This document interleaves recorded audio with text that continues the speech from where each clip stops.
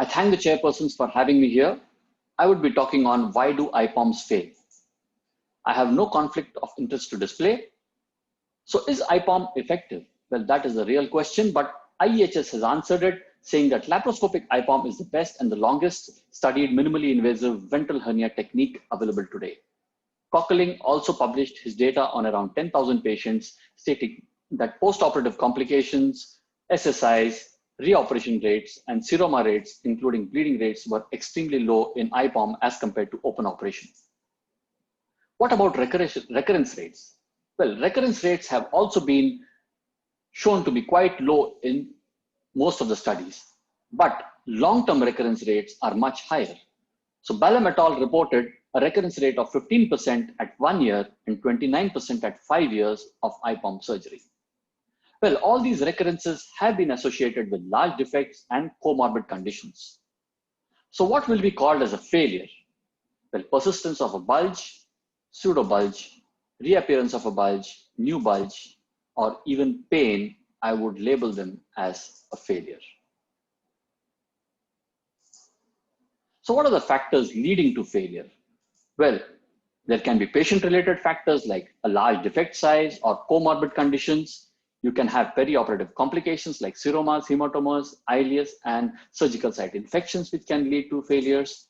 We can have mesh-related failures like rupture or mesh shrinkage. We can have technique-related failures like the mesh size, poor fixation, defect closure not being done, poor centering of the mesh, or hernias in areas like the epigastric, suprapubic, or flank hernias, which require special attention. We can also have failure due to biomechanical reasons.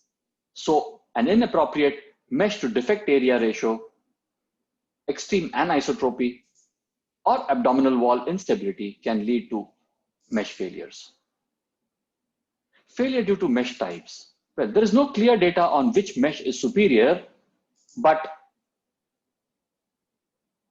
data published on the Danish National Registry and HerniaMed by Helfgren suggested that PhysioMesh had twice the amount of recurrence as compared to other meshes. So that was 12.8% as compared to other meshes, which was 6.3%. But similar data on PhysioMesh was concluded by Professor Kalinowski, who did the dynamic intermittent strain study. What about failure due to mesh shrinkage? Well, mesh shrinkage is a real problem, but it is well known that sutures prevent shrinkage vis-a-vis tacks.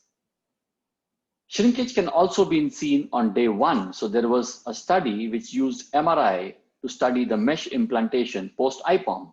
And they found that even on the first day post-IPOM, there was a shrinkage of around 4%. And 3 months later, the shrinkage was up to 19%. Well, but which mesh shrinks more? Well, that is known that polypropylene shrinks the most. But is it heavyweight microporous which shrinks more, or is it lightweight macroporous which shrinks more? I found conflicting data available, so I would leave it here. What about failure of mesh integration?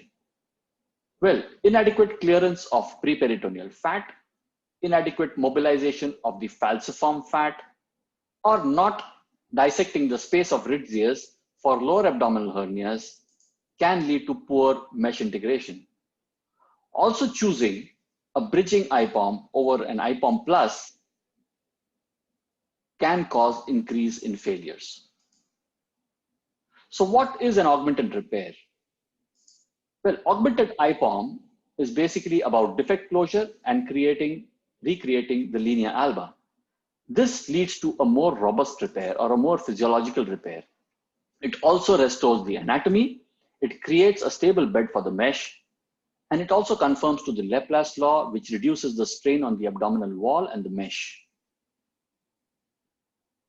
IEHS clearly states that multiple primary studies, meta-analysis, and systemic reviews have demonstrated that IPOM plus repair reduces recurrences, seromas, and pseudorecurrences.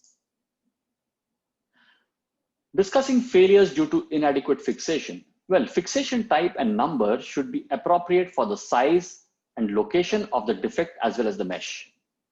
So as the mesh and the defect ratio decreases, the fixation need to increase. For a safe positioning and sufficient overlap of the mesh, especially in M4-5 region, the retropubic space needs to be dissected and the mesh fixation has to be performed over the Cooper's ligament, preferably by penetrating devices. As far as the efficacy of this fixation is concerned, transfacial sutures give the best fixation, followed by ProTac and secure strap, followed by AbsorbaTac, and at the end of the line is glue fixation. What is anisotropy? Well, anisotropy is unequal stretchability displayed by abdominal wall as well as the mesh in different axes. It is known that human linea alba has an anisotropy which is as high as 8 to 9%, while mesh exhibits an anisotropy ratio in the range of 1 to 3%, where 1 is actually isotropic. So this leads to a stiffness or a flexibility mismatch, and this can potentially cause disruption of mesh, fascia, or the interface, leading to recurrences. So can knowledge of biomechanics reduce IPOM failure? Well, yes, it can, but it should allow us to predict what mesh size to use, which fixation method to use, and how much fixation is required, and whether an IPOM can be done or do we choose another procedure. So we start with how much mesh overlap. Well, a meta-analysis published by LeBlanc showed that an increase of mesh overlap from 3 to 5 centimeters reduced the recurrence rates from 9 to 4%. He also stated that proper centering of the mesh over the defect was important to achieve good results.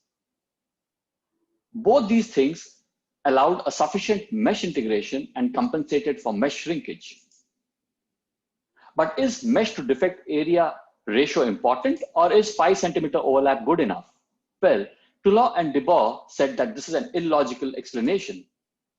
What you need is a resisting forces should be greater than the displacing forces for the mesh.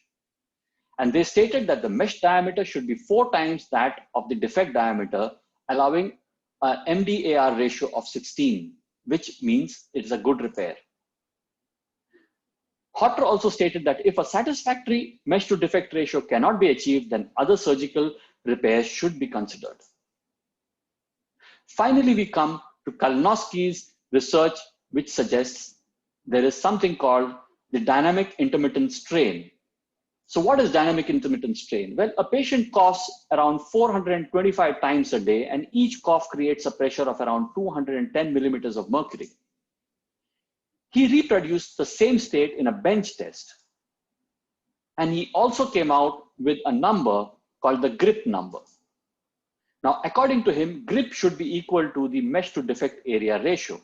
But different meshes behave differently on the bench test, and he had different grip values for different types of meshes. He also said that the grip value can be increased or improved by using sutures, tacks, and glues.